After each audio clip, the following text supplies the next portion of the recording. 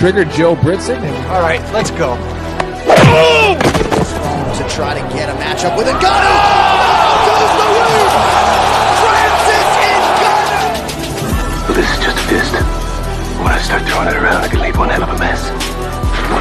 Let's dance. Multiple occasions. Wow, it looks like they're going to swing to the very end. And he wasn't kidding. Wow. It's very rare. What a finish. Another one. Really poses the question, what do you want to do? Do you want to take a chance and risk getting knocked out? Oh my God! Oh my God. Trying to take care of business, trying to get to It's a knockout. Oh my It's a knockout.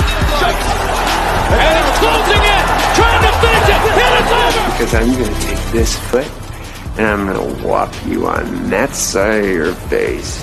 There's not a goddamn thing you can do about it.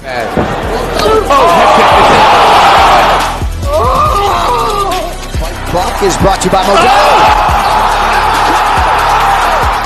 I killed it!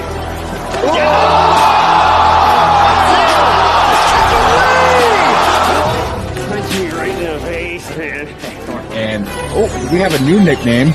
Okay, we have William Send It 7 Piercing. All right, other than that, we used to call him Willie Pete. We used to call him the Mad Russian. For his opponent to be quicker on the canvas.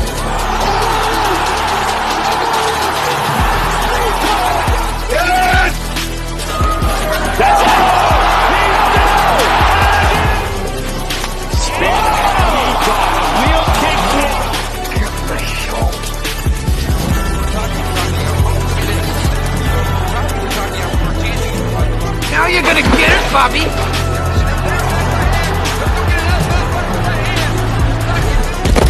I think you've had enough.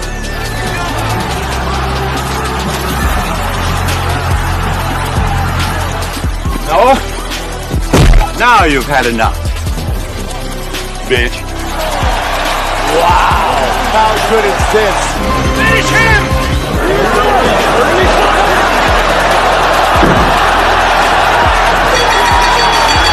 Get him a body bag! Yeah! All right. Another one.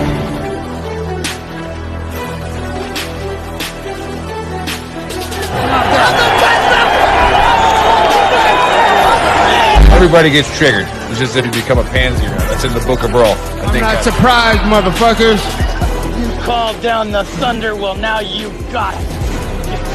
Gotta be very careful.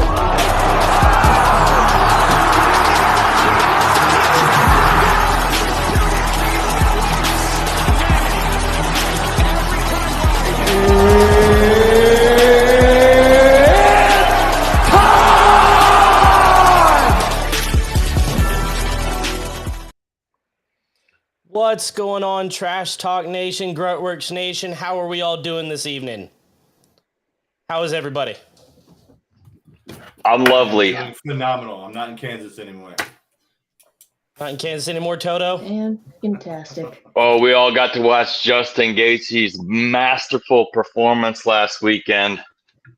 Listen, and I got Stacks some bad thinks news. that Jan Blachowicz got robbed, but we went with Pereira, did we not, Bill? We did. So I got some bad news and I got some good news. The bad news is the Big Earl is lost out somewhere on a golf course. I think he got stuck on that 14th tee box where that Colonel's got the bar or some shit. I don't know. He's lost. His back locked up in between the 15th and 16th hole. Escort him home. The good news is the fake Asian is here. So if there are any technical difficulties this week, we're good. I got it. We can fix it. The show will go on. Oh, man. No storms. No storms. I can't believe that happened. I cannot believe I it. had the beard going this week. I just didn't have the technical side. I effed that part up. Job security is what it is. That's why I'm kept around, is specifically for that. So how's everybody doing? Phenomenal. Dude, great. That was, I tell you, we're getting spoiled with these UFC pay-per-views. These last two have been phenomenal. Last week was no different. Tony Ferguson, please retire. Please retire. Stop the nonsense. Stop the madness. Thank you, Bobby Green, for winning a bet for me. Thank God. We're square. You're square with the house now, Bobby Green. Has it redeemed yourself now? It's no longer Bobby Green. If he would have let that thing go to the decision, he would have been Bobby effing Green. But the fact that they got the submission with 8 seconds to go, yeah, now we're good. Now we're good. I will take a second picture with him if I ever see him again. And everyone just has to admit that Gagey changed Ferguson forever, and he needs to bow out. Yeah. You know, in all seriousness, Tony Ferguson's cornerman said publicly in an interview that he probably needed to retire after the Gaethje fight. And look, he was the boogeyman. People that don't really follow MMA that much, he went from being one of the most feared lightweights in the world to what you saw last Saturday night inside of 4 fights. And it's been sad to watch, but the guy needs to go. It's kind of like watching when Chuck Liddell lost to Rich Franklin. It was kind of like, okay, please don't do that again. I don't want to see that anymore. Well, we got a fight night this week, so no pay-per-view. What do you guys think about this card? Relatively decent. I give it a C plus. I'll give you that. A C plus is probably about right, maybe a B minus, based on some. If some of these matchups pay off on fight night and they really have some action packed, like they go potential for potential and they lay it all out there, could go up to a B plus. The fights are good. See, I got to start it off at a B minus with Sandhagen and Suarez on the card, just because of those two fighters being on the card. I have to. So I'll actually give her that. So why we're here, which is the betting part of it, and no clown picks, so you don't have to worry about making any mistakes and betting things you shouldn't, because the big Earl's not here and that's his thing. How does it stack up for a betting card? Not got bad. A pretty solid 7 fighter. He's going to give you. I think a pretty solid 5 fighter. I'm going to give you. But I'm confident in both our parlays we'll give you later, and I'm also confident in both our DraftKings sleepers. Yeah. All right. Well, what do you say we get into it? Let's do it. Let's do it. So you guys are still going to get the jacked up pronunciation because, I mean, it's just how it goes. That's cool because this first guy, I've screamed his full name, all syllables with the accent through my house a few times. My wife, she's pretty over it, but something about the guy's name, it cracks me up saying it. So I've got this one if you don't. So we've got Ignacio Bahamondes. There it is. Going against Ludwig Klein. That's it. That's right. All right. I kind of Bruce Buffer it through the house. At any given time, it's kind of like Tourette's. I'll just be like, hey, Ignacio Bahamondes. Like we're playing soccer. Like I said, my wife, she's pretty over it, but I can see why. Yeah, can't help it, man. All right, well, let's just popped in there. Let's start off with the champ. Bill, what do you got? So this is an interesting one. So up front, I'm going to tell you Bahamondes money line is a safe bet to go on this one. I do have him in a parlay later, so I do like that one. However, I think the safe bet on this one is actually the over. If you look at both their fight cards, a lot of their wins and their losses come late in their fights.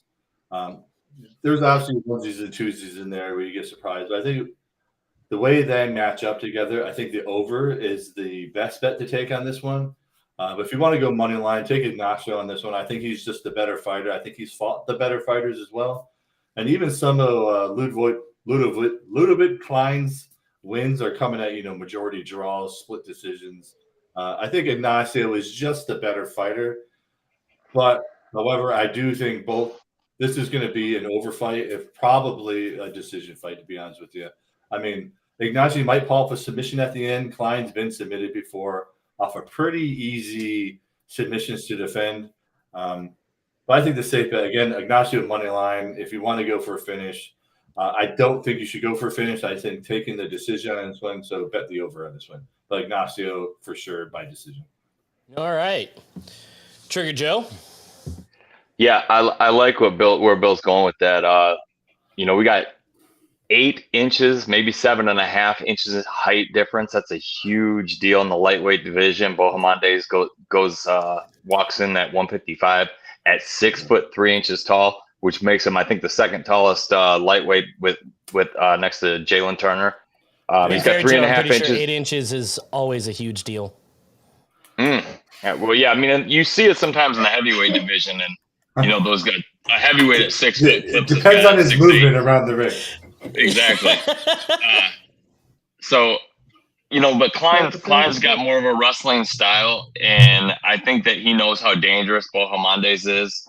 I don't think he's going to be able to reach him in the stand-up, and Bohemondez really likes to do the kicks. So I think you might see these guys respect each other a bit in the first round. And I like Bohemondez to win this fight, but I like where Bill's going with that. Klein's got 16 finishes, 8 stand-ups, and 8 submissions. So Bohemondez knows that, and Bohemondez has 9 knockouts out of his 14 wins. So Klein knows that, and he's given up all that reach. So I think they might play it safe a little bit. And outside at range, Bohemondez should pick him apart. So I like the over pick, and I definitely like Bohemondez money line. Stacks, what you got for us? So on this one, I'm kind of upset because I love Klein. I love the people that grapple. I've already said that before. But I really do with that reach. That's an insane reach advantage. And even the extra weight he carries, that's going to play a huge fucking factor here. I want Klein, but also I understand it's probably going to be Bohemondez, one, because he's going to pick him apart from the outside once they get into the groove after that first round. And then after that, I think over is safe, but I like it for a round 3 finish. I'm really hoping to see a finish from one of these two. Well, there you have it. They all agree. Bohemondez. That might be. Would we say that's a lock? It's pretty darn close in my eyes, but I won't call it a lock because of Klein's record. I would give him that much respect. Yeah. And if Sal D'Amato's out there, the over is always better than a single fighter if Sal D'Amato's out there. And don't get me wrong, Klein is still a dangerous son of a bitch. Tell me you haven't gotten to an over bet, and like when the judges are giving their decisions, you're just right there at the TV going, "There you go, Sal. I beat you this time, buddy. It doesn't matter who you screw." The bell went off, so I win the bet. But again, going back to what Stacks was saying, I mean, Klein is still a dangerous son of a bitch. And if he gets Ignacio locked up on the ground, that could be a real problem. Could lead to a boring fight as well. But Klein is still a dangerous person on the ground. Sometimes those lanky guys just end up turtling on their back. So I don't think that's going to happen. At that point, reach doesn't matter when you're you're the same height when you hit the ground. But I really think Ignacio is going to win. Would I put it a lock? No. There's still that weird chance Klein could come in and turtle his ass, but not a lot. It's just getting past that reach, which not everybody can do, and I don't think I've seen enough from Klein to think that he can get over that reach advantage. Yeah, well, that's fair. All right, next fight, we got a light heavyweight bout, and we've got Tanner Boser, 20-10-1, against Alexa Kamur, 6-2, both coming off a loss. Joe, what you got? Yeah, Bill and I both like the sleeper here, and Alexei Kamur, he's still going off at plus 110 right now. I don't know how Tanner Boser is a favorite over anybody. He's 1-4 in his last 5. He just got knocked out by Cutelaba, Nick's favorite fighter. And this Kamur was 6-0, and then he came in and fought 2 really tough guys. Lost his last 2, but he has 5 knockouts. He's got really good hands. He lands 5 strikes a minute, which is a ton. He's 5 years younger than Boser, and he's got a 65% significant strike accuracy, which for heavyweights is a fantastic number. Plus he's from Serbia, and we know how Nick feels about those fighters from there. Well, right. This kid came in with all the hype on him. And he just ran into, I think it was Nikolai Negumereanu, which is a tough out for anybody. And that was a split decision loss. And it was a very close split from what I heard when I did my research earlier. I did not actually watch that fight. But then, a unanimous decision to William Knight. He probably played it on the outside and had a boring fight with William Knight like everybody does. That's why you'll never see William Knight again. But this guy has 5 knockouts out of his 6 wins, and he came in 6-0, 27. I think he's still got some gas in the tank, and I think Tanner Boser is a can that you crush on your way to the top, or he's a stopgap for guys that aren't really that. He's a hype train stopper, or he's one of the guys that these kids crush on their way to the top. So I'm going to take the underdog, take Kimura, and take him by first round knockout. All right, there you have it. Stacks, what about you? So I went the opposite way on this one. I haven't seen enough from the other person, or from Kim, or however you say his name, to be positive on him. But I honestly, this one, I'm not excited about this fight because I feel like it's going to be super slow. I don't feel like either one of them are active enough to make this a super interesting fight for me. I could see it going round 2 KO because of the strength behind both of them, but I'm going to go ahead and go with Boser on a round 2 KO. I'm just not excited about this fight at all. There it is. Bill? Yeah, so Kimura is my DraftKings sleeper. I'll put it out now. Am I going to put it in a parlay? Hell no. But like Joe hit on it earlier, Alexa Kimura came in with a fantastic flying knee in the Contender Series. He lost 2 close decisions, and if you look at his split decision, he had one ref in the first round. Both judges scored 10-9 Kimura. The other judge put like a 30-27 the other guy. So some of the rounds even make sense with that judge. That's why I have Kimura as my decision. I think he came in and just fought. He didn't do his normal thing Dana White does, is throws these big hype guys through these tomato cans for the first 5 fights. Like we were talking about Bo Nickal before the show. Bo Nickal, I think, is a fantastic phenom. But if you break it down, Bo Nickal's also fought trash bags in his first few fights. Kind of like the premise of The Longest Yard. You set him up with that easy win. Yeah. You got that B or C school playing. And against Negamoranu, he actually landed 30 more significant strikes. He just had lost by 1 takedown and 4 minutes of control time. So Kimura's legit. He should win this fight. Yeah. And if you watch this show since the inception of when I first started coming on this show, I used to be a huge Tanner Boser fan. I love Tanner Boser, but he's on that downslope. I think. Yeah. I don't know what his deal is. He might just need to switch up camps. I don't know what it is. But he's on the downslope. Like Joe said, he's 1 of 5 in his last 5. I mean, he's just not. When you're getting knocked out by Ian Kutalaba, who has a fight IQ lower than Forrest Gump's, you've got problems. I mean, Nascimento. The last guy he beat was Ovin's old ass St. Peru. He's losing to Alir Latifi and Andrei Arlovsky. That's not the Tanner Boser I remember. Yeah, and lose Andrei Arlovsky 15 years ago would be impressive. But I mean, Arlovsky's the same way. Like I used to love Arlovsky, but for fuck's sake, man, you got to hang it up. I think Arlovsky's wife knocked him out by blowing the candles out at dinner. I mean, Jesus, man. So anyway, I got Alexa Kimura. I think this might go to a decision, actually. I think these guys might fight a pretty boring-ass fight, to be honest with you. So you think Stacks might be onto something here? I do. The boring fight. All right. Now, it's possible. Again, I like the over on this one. Stacks and I disagree on the money line bet, but I do think this is going to end up being a pretty boring-ass fight because they're both afraid of each other and they both know they're coming off of back-to-back losses, so they're going to fight a little safe, which is the exact opposite of what Dana White wants you to do. If you're coming off back-to-back losses, Dana White wants you to come in just throwing bombs. I don't think that's what these guys are going to do. I think it might be a relatively boring fight. So I got Kimura by decision, but my DraftKings sleeper. Well, there you go. All right, and we'll get into all that DraftKings sleeper and bets and parlays at the end of the show when we go over it all. Give you a detailed rundown, a chance to write all that down. But on to the next fight. We have Diego Lopez in a featherweight bout against Gavin Tucker. Lopez is 21-6, Tucker 13-2, both coming off losses as well. Stacks, what do you got for us? So on this one, I'm one, Lopez. I think they're both good grapplers. They do have the striking capabilities there. I think this one will be a far more active, fun fight after the potential shit show of Bozer and Kammer, however you say his freaking name.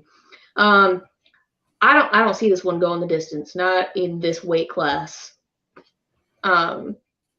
With how active these two are, they're going to be trying to put one another out, which I don't see that happening, but I see one of them getting a submission, and I'm going with Lopez on the submission. It's another pretty significant reach advantage too. I feel like Bill could bench press both of these dudes, though. Yes. What do you got for us, Bill? What are you trying to get brownie points for, man? Oh, I'm not. Have you seen the size of Bill? I've met him. He's massive. I mean, they are 145 pounds. Yes, I can. Bill's left leg weighs 145 pounds. I actually, this is another one of those fights I'm going to leave out of my parlay. But if I were to pick another DraftKings sleeper, it might be Tucker. But I am also not going to touch this in a parlay. So for show wise, I'll give you a pick. Betting wise, don't touch this thing. Now Diego Lopez came with a lot of hype, but then he's lost a lot. But he's also lost to quality losses, if that makes sense. So I mean, he came in on the Dana White Contender Series, lost in a decision. For some reason, then they sent it back to Fury FC. He went 1-1. Losing a split decision. Then he fought in Lux Fight League, whatever the hell that is. Won by a TKO, but then he came back to the UFC and lost to Evloev in a decision. So he's been kind of all over the place, but he's got a great ground game. Gavin Tucker, kind of the same way. He gets slept by Dan Ige in a crazy first-round knockout. But he beat Billy Quarantillo, Justin James, and Swain Wu Choi. God damn it, Tucker. So I don't know which way this is going to go. If I'm going to pick a DraftKings sleeper, it's Gavin Tucker. But what scares me is if he gets caught by a wacky strike. Basically, he's too young in the game to really know what his chin. Does he have a weak chin, or does he just get caught with something wacky? But Lopez knows how to. He's got a great ground game, but knows how to drag the crap out to a decision. So I'm actually going to leave on Gavin Tucker, another DraftKings sleeper by decision. But for betting wise, if you're going to bet on this, take the over. I don't think either one of these guys have that stopping power to do anything crazy in the first round. Could Lopez catch Tucker in some weird ass submission? Yeah. Do I think that's going to happen? No. So I'm going to go with Gavin Tucker by decision. For bettors out there, take the over on this one. Joe, what say you? Yeah, we're in disagreement on this one. I think that, you know, people are sleeping a little bit on Lopez's fight with, you know, it was a short notice fight and he came in and fought a pretty good one against Movsar Evloev. Gavin Tucker, that loss to Ige was over 2 years ago. You know, he's had a long layoff. He's 37 years old. Lopez is 28. Sorry, I was about to say 26. And he's got 6.5 inches of reach on the feet. He's got a pretty balanced finish game. Yeah, he's got a pretty balanced finish game too. He's got 11 subs and 9 knockouts. So I think that his striking can keep Tucker's takedowns at bay. And if they do go to the ground, he's got a 4.17 sub advantage. So this dude goes after submissions, and his strike accuracy is higher than Tucker's. So I just I like him to keep Tucker at bay on the feet and kind of have him guessing and maybe catch him with a late sub. But I'm going to put Lopez in one of my parlays. I think this guy's a lot more dangerous than he's getting credit for, and I think he's going to have kind of a statement win here over a really good opponent.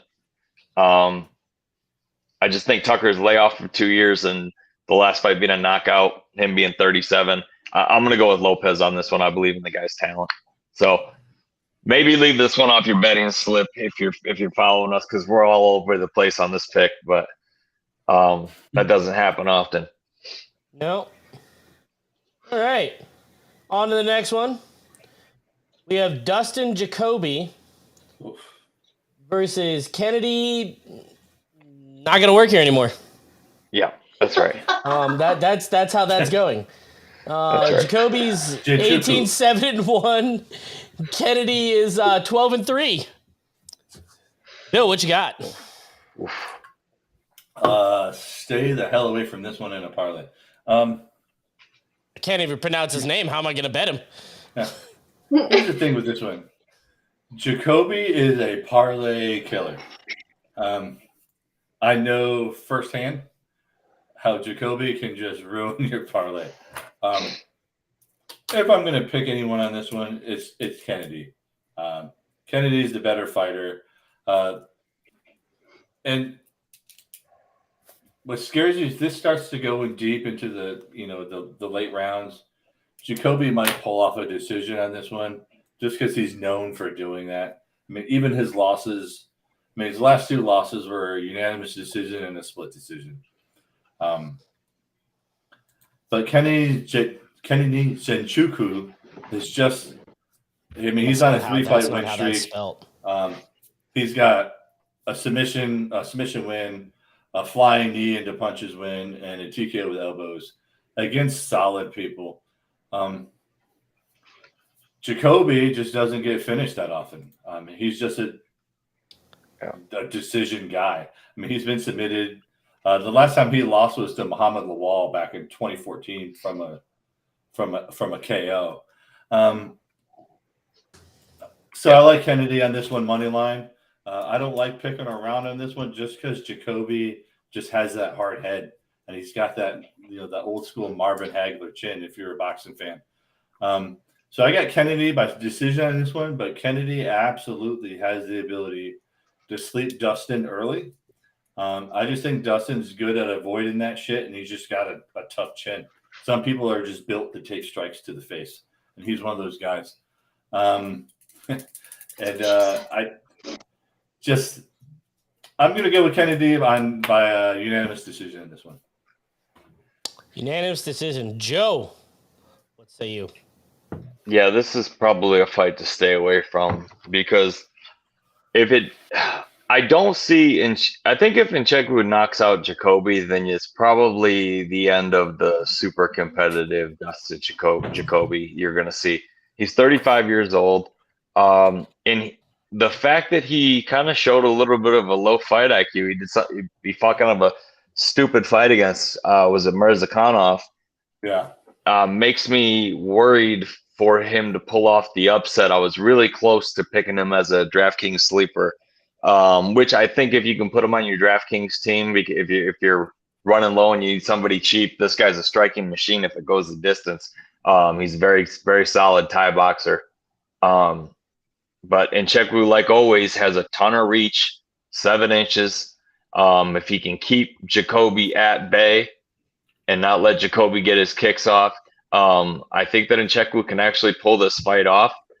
But I do like the over in this fight if you're going to bet anything. Mm-hmm. I kind of like this fight to go the distance because I don't think Jacoby gets off a whole lot of power shots early on Nzechukwu, and Jacoby's hard to finish. So I kind of like this fight to go the over, and I'll pick Nzechukwu for the sake of picking. But I think if you're going to put Dustin Jacoby on your DraftKings team, I don't think you're going to get no value out of him, even if he loses. I think you'll get something.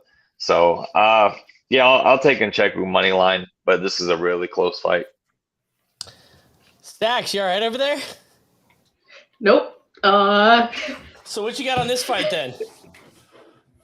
So, I'm gonna go with Kennedy as well. I did like the fight where Jacoby fought. I'm gonna butcher this name. Mirzakhanov. I even wrote it down so that I could try and get it out. I like how he did against that fighter. However, I just think with the reach advantage and how Kennedy fights, I just feel like he's the better put together fighter. He's going to be more active, in my opinion. I don't see him being able to finish Jacoby, but also I like him better. I'm going to go with Kennedy by decision. All right. Well, there you have it. So before we get into the next one, shout out to 10th Mountain Whiskey. If you want to get some good bourbon, we've been drinking on it all night. I need a refill.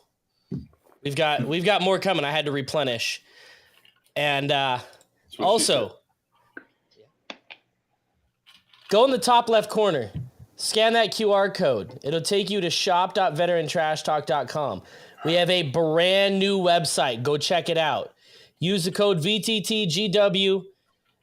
Get a discount. Get a shirt. I believe Stax is wearing one of our new hoodies. I am, in fact. Rated V for violence. V for violence. There you go. Check it out. We did some work on that website. It looks really good. Got the old varsity for you Steelers fans. There you go. And Bill?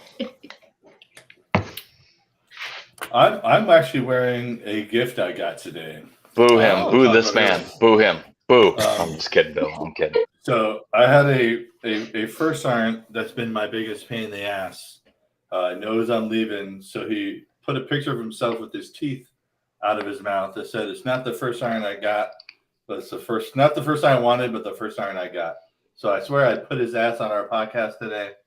There you go. For everyone out there, Kenneth Alexander without teeth in his mouth. So there you go. Has no teeth. Rumor is he got mouthy at a bar in Hawaii and a bunch of islanders knocked him out of his fucking face.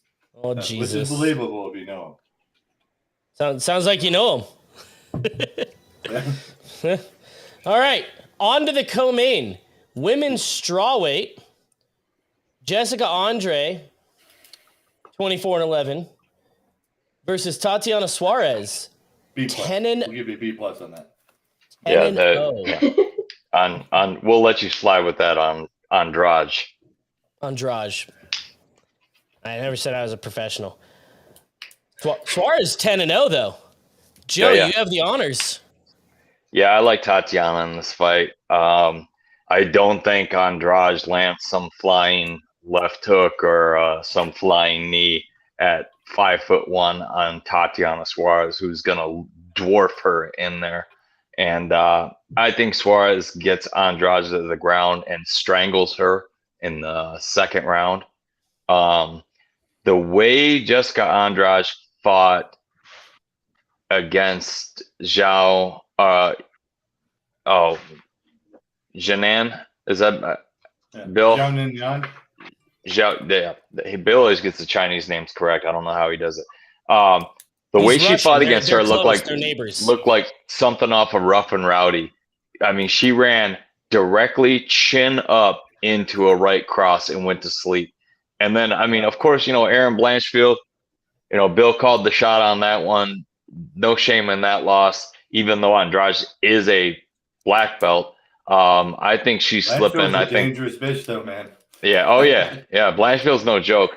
I think the dog in her just isn't there anymore. And thank you, Derek Lewis, for making me eat my words for saying that about you 2 weeks ago, because that was so much fun to watch you throw a flying knee and knock that dude out last week. But as far as Andrade goes, she's 5'1". Tatiana Suarez is a big girl, super athletic, is going to muscle her around. And I believe she gets the choke in round 2. All right, there you have it. Stacks? So I went with Suarez as well on this one. She has a lot of really great power as well as her grappling skills. And she doesn't rush into things, which I like. She still takes her time and she can get things finished quickly. However, where Andrade, especially recently, it seems like she rushes in and tries to throw some just freaking haywire shit to finish things. Suarez is not the person to fall for that. I just don't see that happening. However, I went with like a round 3 submission, not round 2. Okay. And the champ. Do you have Suarez as well? Yeah, Suarez is actually my lock. As Joe talked about it, I mean, Andrade had a great career. I think she's on that downslope. I'll write off the Blanchfield loss because Blanchfield is also submitting literally everyone she comes across. Blanchfield is the next champion to hold it for 10 years. I'm calling it now. Blanchfield is super dangerous. She's going to own that belt for a long time.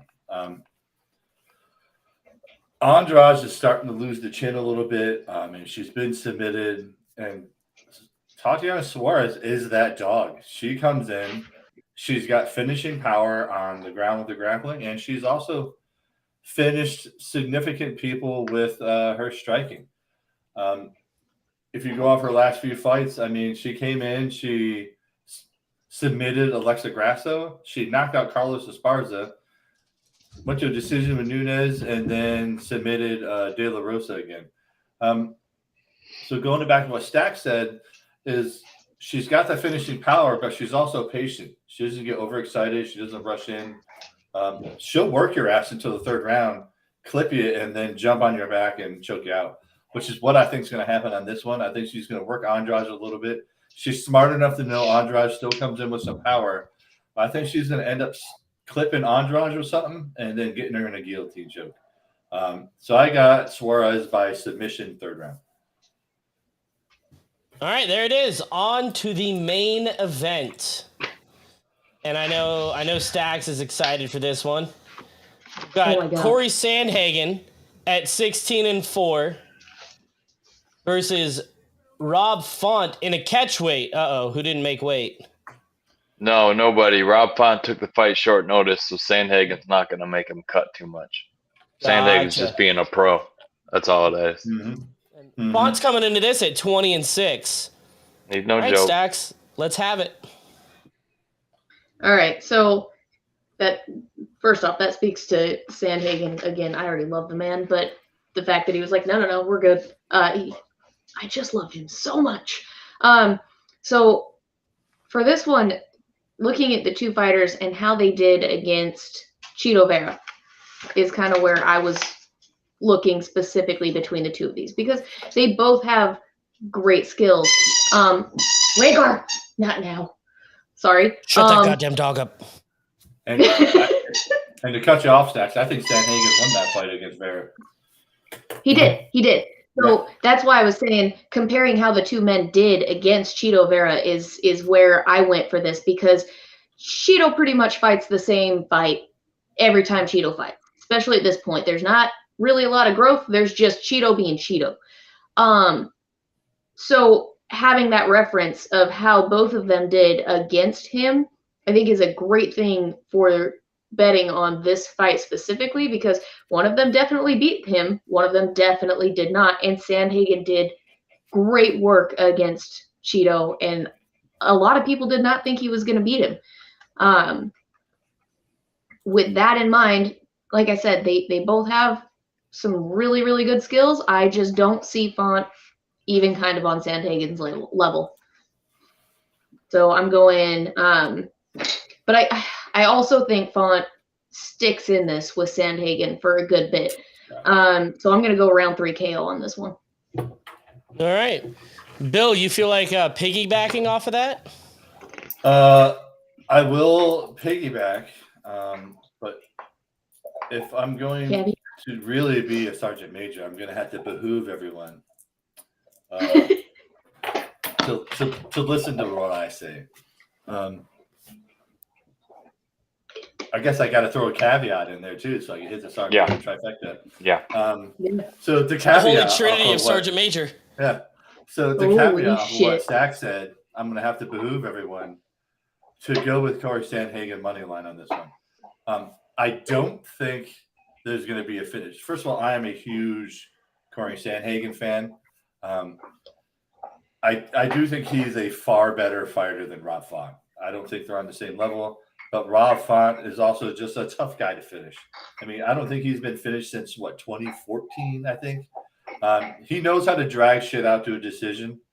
And Sandhagen is also a smart fighter. So Sandhagen is going to be perfectly fine picking this dude off for fucking, a bunch of rounds as well. So I do agree with 90% of what Stack said. Same thing when you talk about the Vera fight. Yeah, Rob Font definitely lost that Vera fight. In my eyes, Sandhagen won that Vera fight, and he got robbed out of a fucking W on that one. No, Sandhagen got the W, but it was a split. Sandhagen beat Vera, but it was a split. Yeah, you're right. So Font definitely took the L, though. I don't think that was a split decision. I think he was. It wasn't. No, that's what you're referring to, Bill. Is that the judge that gave Vera the fight should be fired because we both said that after the fight. Yeah, 100%. Yep. So I'm gonna go Corey Sandhagen. I like the over on this one as well. I don't think this is gonna end early. Font is just a tough guy to finish off. I mean, again, like I said, he hasn't been finished since 2014. He's gonna stick out. He's kind of a smart guy. He's tough. Sandhagen is also smart, and I think Sandhagen is going to take his time, really getting his timing down and all that. So I like the over on this one, and I like Corey Sandhagen money line. I don't think there will be a finish on this one. I would love for there to be a finish. I just don't think there is. I got Corey Sandhagen money line on this one, and the safe bet is also the over. And I also have Corey Sandhagen as my second lock. There you have it. Joe, what you got? Sound the alarm. Target locked. Yeah. I've got Corey Sandhagen winning a decision where he basically just picks Rob Font apart. Yeah. And Font is a super durable guy, and Sandhagen's not really a knockout artist. I mean, but if you look at Sandhagen's last 5 out, he destroys Frankie Edgar in what should have been Frankie Edgar's last fight. He loses a razor close decision to TJ Dillashaw, which, dude, it was a tough one for me to swallow. I thought he won that fight after I watched it. Yep. Fought a brilliant fight against Peter Yan and lost a close decision. Then he comes out and absolutely destroys Song Yadong, one of the best prospects in the UFC right now. Song Yadong. Schools freaking Cheeto, and Sal D'Amato must have had himself a extra order of chili cheese fries and tried to clean it out of his silk shirt while the 3rd or 4th round was going off, because whoever gave that fight to Marlon Vera should be fucking fired. I think it might have been Adelaide Bird, and I don't know, D'Amato or Bird, they're fighting for the belt as worst judge of all time, but it's pretty damn close. Sounds like D'Amato is the Joe West of MMA. There it is, exactly. I got Sandhagen here, just another night at the office. He's not going to have a very rough weight cut. He's given Font that extra 5 pounds because he took it on short notice. So Sandhagen's going to have a nice, easy weight cut. Font's going to have to still have a hard weight cut because it's short notice. And he's 36 years old. And I think Sandhagen's got another run in the title in him. And this is just another night at the office. And he is my second lock as well. Well, there you have it, sports fans. Now's the important part. Get your pens out, get your pencils out, something to write with, something to write on. And we're going to get into the exciting part, the money part of this here. So we'll start with Joe. Hit us with it. Now get a marker and write this parlay on the baby's forehead. It doesn't matter. No, I'm just kidding. Just use the washable ones, please. Yeah. I like that. I like Alexa Kamor as my DraftKings sleeper, and I know Bill does as well. Also, Dustin Jacoby, he's plus money right now. And, I wouldn't be surprised to see Ode Osborne pull off an upset. So those are just some underdog value picks on DraftKings that I would go with. But if I had one pick, it'd be Kamor. So my parlay starts on the prelims going up. I got Sean Woodson over. This looks like the last name is pronounced Bazooka, but I got Sean Woodson in the second fight of the night. These are all money line unless I say differently. Then I got Billy Q winning over Damon Jackson. Kyler Phillips over Ronnie Barcelos. Then I got Jeremiah Wells over Carlston Harris because that's almost a pick'em fight, and I think Wells wins that one. Then I got Bohamondes, Tatiana Suarez, and Corey Sandhagen, with Suarez and Sandhagen as my locks. All right. And Bill? Pretty similar. A little bit different. I'm going to go top to bottom on this one. I got Sandhagen Suarez as my locks. I got Bahamondes as another one in my parlay. I got the Kennedy fight going to over in my parlay. Also have Kyler Phillips. And the last one I'm going to throw on there is Hadley off of the prelims. Take Jake Hadley on there as a money line on that one. I really like the odds of him winning that fight. And then DraftKings sleeper again. I'm taking that Kimmer guy. Gavin Tucker, if you want to feel ballsy. But really, DraftKings sleeper, I'm going with Kimmer. But the safe parlay, I'll be posting more on Send It 7 tomorrow. I'm going to do a couple parlays. But I got Sandhagen, Suarez, Bahamondes, Kennedy over, Kyler Phillips, and Jake Hadley. Stacks, you got any you want to throw out there? I mean, I've been kind of. Who's your sleeper? Who was my sleeper? I would love to tell you, but off the top of my head, I can't right now. Okay. That's all right. While you're looking it up, go ahead. So since I'm newer to the actual betting on this, and I'm trying to kind of, learn from the actual experts here, I pretty well copied most of that.